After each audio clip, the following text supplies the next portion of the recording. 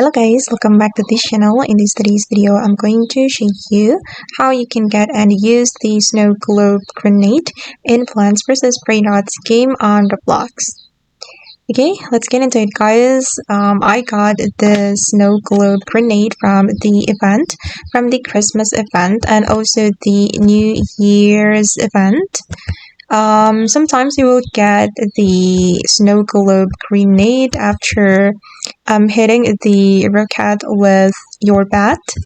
Okay, but for the next reward, there will be firework and also the Christmas card pack. Okay, you can get from the event, and then if you want to use this grenade, just go to your garden and then you can go to your inventory right here and go to the gears and choose the grenade. Where is it? This one. Okay, and then you just need to throw this grenade to the brain rot so they can freeze. Okay, let me throw it here. Let me randomly throw the the grenade. Okay, it will make the brain rot freeze. Okay, become frosty.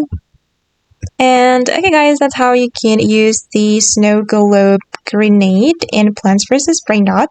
I hope this video will be useful for you. Thank you so much for watching and bye!